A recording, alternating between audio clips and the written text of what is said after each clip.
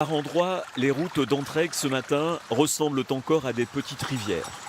Éboulements, coulées de boue, pour la troisième fois depuis la fin de l'été, des communes de l'Ardèche méridionale sont touchées par les intempéries. Pour les services municipaux ou du Conseil général, une course contre la montre s'engage pour faciliter la circulation. Il faut laisser les gens isoler le moins longtemps possible. Donc, tant pis si ça retombe après qu'il faut y repasser, il faut d'abord faire au plus rapide. Les petits ruisseaux de rien du tout sont devenus des torrents, quoi. Et ça passe par-dessus, la route, et maintenant le goudron est parti, j'ai des grosses ornières. Je suis passée à peine ce matin, moi. Il y a des éboulements, il y a des arbres qui sont un peu... Tous ces travaux répétitifs ont un coût pour Entraigues, la commune où résidait le chanteur Jean Ferrat. Les aides de l'État et du Conseil général ne couvrent pas tout. Il reste quand même toujours une partie à la charge de la commune, au moins 20 à 30%. Donc les communes comme les nôtres ne sont pas riches, ça épuise les trésoreries. Et tout l'argent qui est consacré à ça n'est pas consacré à autre chose, de toute façon. Donc c'est assez préoccupant, quoi. Comme le montrent ces photos, l'eau venue de la montagne a envahi la route principale du village. Pour nettoyer, ce restaurateur est obligé de fermer 2 jours. J'ai de l'eau dans le restaurant, mais j'ai pas de dégâts matériels, que du nettoyage, comme d'habitude. Pour la 3e fois. Pour la 3e fois. À Vals-les-Bains, les élèves évacués hier après-midi par précaution ont pu regagner leur collège. Le niveau de la Volane a baissé ce matin. Néanmoins, les débits des rivières et des torrents de montagne sont encore très élevés et sont placés sous haute surveillance. Les précipitations devraient durer jusqu'à la nuit prochaine. En tout cas, c'est la 3e alerte du même type dans la région en 1 mois et demi. Pour l'instant, pas de grosses inondations, on l'a vu, mais le niveau des rivières est effectivement très haut. Des routes sont coupées aussi du côté de Saint-Julien-la-Brousse, des images de notre envoyé spécial Christophe Niolac. Et ça va continuer donc à pleuvoir toute la journée. Et puis toujours en Ardèche, une autre image amateur, celle-là, de l'Érier, un affluent du Rhône qui est en forte crue alors qu'il est à Saint-Laurent-du-Pape. On craint qu'il ne sorte de son lit après les très fortes pluies qui vont continuer à tomber. Des intempéries qui se sont étendues depuis hier, par exemple à la Côte d'Or, qui est en alerte depuis ce matin. Il a plu énormément déjà cette nuit. Là aussi, des routes coupées, des caves inondées, 500 interventions des pompiers déjà. Les pieds dans l'eau à Corcelles-les-Arts, Céline Blancpain, Florence Donjon. Oh, il y a au moins 40 cm. 40 cm facile. Ils se croyaient épargnés par les intempéries, mais ce matin, les habitants de Corcelles-les-Arts ont eu une mauvaise surprise. Là, c'est en train de monter rapidement, et puis il pleut toujours, donc comme vous voyez. 40 cm d'eau à certains endroits. Les habitants tentent en vain de protéger leur maison. On a été surpris vers 6 h du matin, en ouvrant les volets ce matin en se réveillant. Et puis là, on essaie de limiter au maximum les dégâts. Malgré leurs efforts, l'eau monte inexorablement. Retraité, Gérard est inondé jusque dans sa cuisine. L'électricité a même été coupée. Il y a 20 cm d'eau, c'est ce qui a fait tout disjoncter. Et puis là, j'ai plus de lumière du tout. Aussi bien j'ai tout débranché. Dans plusieurs villages, les routes sont infranchissables. Cet automobiliste doit rebrousser chemin. Ah bah c'est inondé partout. Moi j'ai essayé de passer là-bas, c'est bloqué, là c'est bloqué. Corcelles, c'est tout bloqué. Débordés, les pompiers volontaires ne savent plus où donner de la tête. Ah madame, est-ce que vous êtes inondée? Bah ouais, en fait. Pour l'heure, il est toujours impossible de pomper l'eau. Il faut attendre que l'eau baisse pour pouvoir mettre les pompes. Il faut qu'on revienne cet après-midi. Si jamais le niveau baisse un peu, qu'on évacue l'eau qu'il y a dans les sous-sols puis les maisons. C'est un moment de panique à chaque fois que j'en discute avec quelqu'un parce que comme j'habite toute seule, c'est pas forcément évident parce qu'on a un petit peu démuni parce que l'eau c'est forcément incontrôlable. En Côte d'Or et en Saône-et-Loire, les sapeurs-pompiers ont réalisé ce matin plus de 600 interventions. À certains endroits, des lignes de train ont même été submergées. Dans ces 2 départements, la vigilance orange est maintenue jusqu'à demain matin. Donc 15 départements en tout en alerte à la pluie et parmi eux 7 le sont également en alerte au vent. L'Isère par exemple, il y a déjà eu des rafales à plus de 110 km/h. Quelques arbres sont tombés, on le voit sur ces images de Brice-Gérès du côté de Lens en Vercors, des chutes d'arbres qui ont aussi perturbé plus loin la circulation ferroviaire entre Lyon et Grenoble. Et puis en même temps, alerte aux grosses vagues, je vous l'ai dit tout à l'heure, au bord de la Méditerranée. Là aussi énormément de vent, il souffre jusqu'à 100-110 km/h, de très grosses vagues à Nice par exemple, où Didier Laborde a tourné ces images il y a quelques minutes. Le vent et la pluie qui vont durer au bord de la Méditerranée toute la journée. Même chose à Bandol dans le Var où sont allés Sébastien Pouquet et Henri Polamar. Le vent a déjà soufflé très fort cette nuit. Résultat ce matin, quelques dégâts sur la côte, comme ici à Bandol. On s'est levé cette nuit et là il prévoit encore de ça va forcer dans la journée. Une mer forte, des vagues de 2 à 3 mètres déferlent sur les plages. Le département du Var a été placé en vigilance orange vague submersion. Alors sur le port, on renforce les amarres en prévision des vents forts annoncés pour l'après-midi. C'est une journée particulière, mauvaise météo, donc conditions exceptionnelles. Donc surveillance de l'ensemble du port, c'est-à-dire amarrage des bateaux. Éventuellement, on regarde si les bateaux ne prennent pas trop l'eau. Sur les routes et dans la rue peu de monde, les gens suivent les recommandations des préfectures de limiter les déplacements. Rares sont les courageux sur le marché. Pas terrible, hein, beaucoup de pluie et très peu de clients. Voilà, donc pas évident sous la pluie, mais certains clients sont là, donc je reste. Vous êtes courageuse d'être là aujourd'hui là? Il faut bien, en tant qu'agricultrice, c'est vrai que je ramasse la veille, donc forcément j'ai les produits, donc je viens et voilà. On n'est pas en bordure, il ne faut pas aller se promener sur les rochers, hein. Ah oui. C'est clair, il faut rester à l'intérieur, il faut être prudent. Ce que l'on craint ici, ce sont des orages localisés qui peuvent déverser beaucoup d'eau en très peu de temps. Pour l'instant, peu de dégâts, mais des bateaux échoués tout au long de la côte. La tempête devrait être à son maximum en milieu d'après-midi en Provence-Alpes-Côte d'Azur. Et Evelyne Delia y reviendra bien évidemment longuement et en détail à la fin de cette édition de 13h, comme d'habitude. Dans le reste de l'actualité, maintenant d'abord une journée d'action de la CGT dans les transports publics, notamment la SNCF. Mais le trafic des TGV était normal ce matin.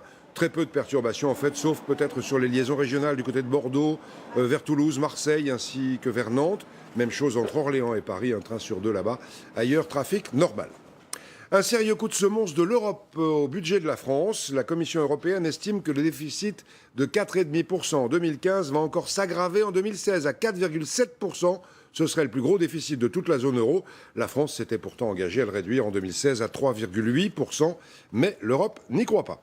À propos d'argent, nos confrères du journal Les Échos révèlent que le gouvernement va créer une nouvelle taxe, en fait une surtaxe de 20%. 20% de plus sur la taxe d'habitation des résidences secondaires.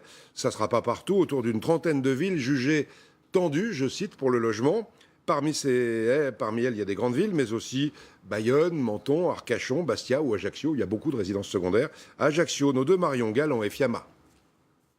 Volets fermés, parking désert, passer la belle saison dans le golfe d'Ajaccio, près d'un logement sur 10 est inoccupé. Dans certains quartiers, comme sur la route des Sanguinaires, ce chiffre est multiplié par 4. L'annonce de cette nouvelle taxe y est donc plutôt bien accueillie, notamment par les commerçants.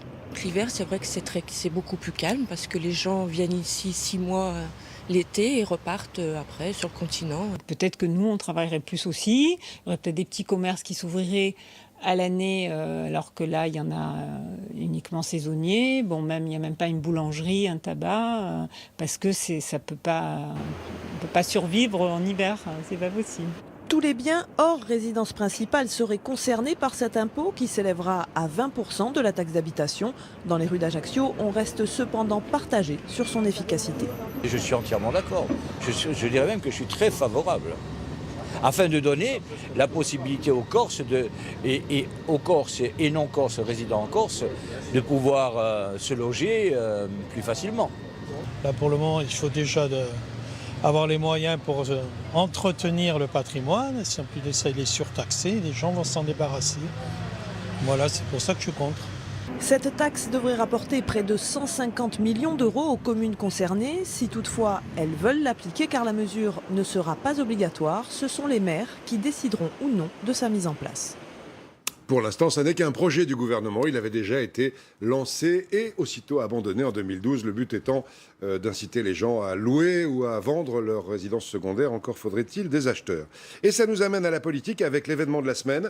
L'intervention de François Hollande jeudi soir sur TF1 et RTL.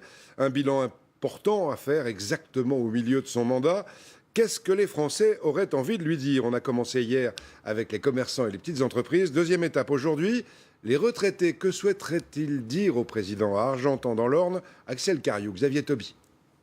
Le marché du mardi, le rendez-vous de nombreux retraités à Argentan. Des retraités qui se disent de plus en plus inquiets. Deux sujets reviennent en boucle, le pouvoir d'achat et la santé. On a une retraite qui n'augmente pas et donc on est obligé de calculer, de faire attention. On a travaillé pendant 40 ans et on a l'impression que c'est pour rien. Pour un ophtalmo, pour un dermato, moi j'ai eu besoin de dermato et il a fallu que j'attende plusieurs mois. Par exemple pour la sécurité sociale, les lunettes sont pas remboursées, on ne fait rien, les dents c'est pareil. C'est pas remboursé. Brutalement, Suzanne se retrouve avec 40 € de plus à dépenser chaque mois pour ses traitements. Elle aimerait savoir comment François Hollande compte redonner son rôle à l'assurance maladie. Cécile, sa voisine, attend de lui qu'il revoie la fiscalité. La suppression de la demi-part attribuée aux veufs la prive de 500 € par an. On m'a supprimé ma demi-part. L'année dernière, j'ai payé des impôts sur mon revenu. Pour la première fois ? Pour la première fois depuis 19 ans. Et puis donc cette année, je paie des impôts locaux et puis la redevance de ma télé. Jean, quant à lui, touche une pension correcte, 1 700 €. Mais une fois payé l'aide à domicile, les factures, l'alimentaire, il ne met plus rien de côté. Il redoute d'être placé en maison de retraite et réclame un encadrement des tarifs. Je vais en maison de retraite. S'il faut payer 3 000 € par mois, le problème c'est qu'il faut vendre la maison ou l'hypothéquer au bénéfice de la maison de retraite. Des retraités également préoccupés par l'avenir de leurs enfants et petits-enfants. Même s'ils ne sont pas directement concernés, ils attendent des actions efficaces contre le chômage. Voilà ce qu'ils aimeraient dire au président jeudi soir. Des retraités qui ont bien souvent le sentiment, loin de là, de ne pas avoir vu leur vie s'améliorer depuis 2 ans. Et c'est vrai que de nombreuses mesures les ont directement touchés. Rappel avec François-Xavier Pietri. Qu'il s'agisse des retraités ou des futurs retraités, on a demandé beaucoup aux Français au cours de ces 2 dernières années. J'ai retenu 4 dates importantes. Avril 2013, c'est la hausse des cotisations, plus 0,3% à la fois pour les employeurs et pour les salariés sur plusieurs années. C'est un effort de 2 milliards qu'on va demander aux Français. À août 2013, c'est toujours pour les salariés. La réforme des retraites débouche sur l'allongement de la durée des cotisations. 1 trimestre par an à partir de 2020. Ça veut dire 43 ans de durée de cotisation pour avoir une retraite à taux plein à l'échéance de 2035. Pour ce qui concerne directement les retraités, il y a 2 dates importantes. Janvier 2014, les retraités qui ont 3 enfants et qui bénéficiaient d'une majoration de 10% de leur retraite, eh bien cette majoration sera fiscalisée. C'est une nouveauté qui pèse lourd, bien sûr.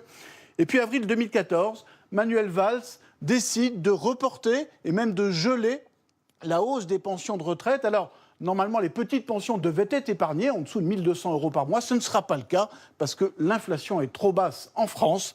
Vous voyez toutes ces mesures, elles ont eu bien sûr un effet important à la baisse sur le pouvoir d'achat des retraités.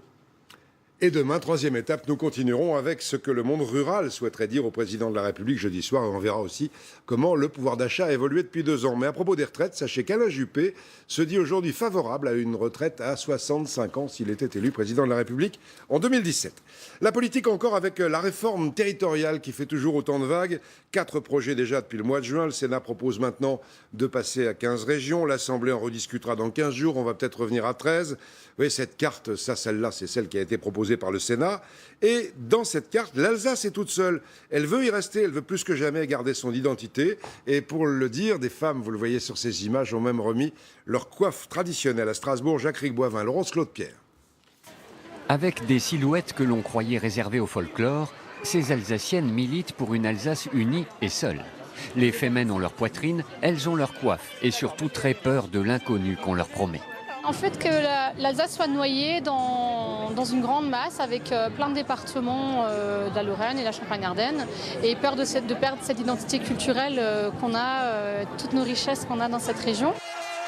Depuis la manifestation du 11 octobre dernier, la coiffe semble retrouver une nouvelle jeunesse, comme un symbole qu'on ressuscite pour ne pas le perdre à jamais. Les réseaux sociaux prennent le relais, le site des Alsaciennes Unies est créé et multiplie les contacts. Je crois vraiment à ce projet qui peut paraître complètement loufoque, mais on voit que ça commence à fonctionner. Il y a de plus en plus de femmes qui nous écrivent « Écoutez, c'est bon, j'ai ma coiffe, je vous rejoins ». Dans mon village, je suis connue maintenant avec ma coiffe et dès que je peux, je la porte. Ouais. Ce qui est encore un épiphénomène a au moins une conséquence concrète. La seule boutique qui fabrique encore sur mesure les costumes traditionnels alsaciens doit répondre à une demande en très forte augmentation, surtout pour ce modèle d'entrée de gamme à 29 €. C'est surtout cette version-là qu'on vend dans ce contexte. Et autant avant, on en vendait en moyenne une par mois, autant là, depuis 15 jours, on est à une par jour à peu près. C'est facile à porter? Non, pas trop. Déjà là, j'ai du mal, elle n'arrête pas de s'envoler. Donc voilà.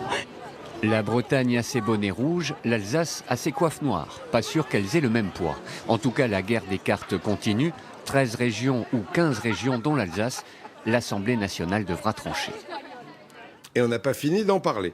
Autre chose, une journée nationale de destruction des contrefaçons organisée dans 17 villes par la douane. Il faut savoir que 7,5 millions d'objets contrefaits ont été saisis depuis le début de l'année par les douaniers.